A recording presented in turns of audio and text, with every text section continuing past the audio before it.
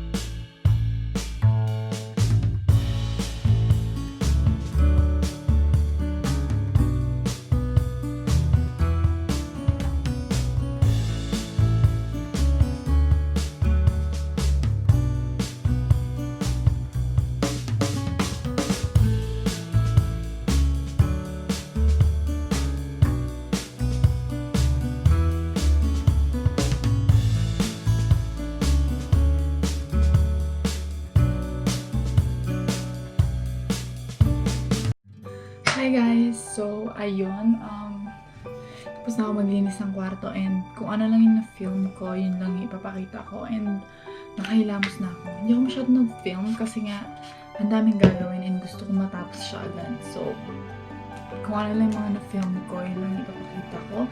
Pero syempre, ipapakita ko yung before and after look ng kwarto ko. Hindi siya makeover ha, or renovation or whatsoever. Hindi siya ganon. Pero, parang naging ganun na rin, makeover. So, sana na-enjoy nyo to guys. And, eto na ang after look ng room ko.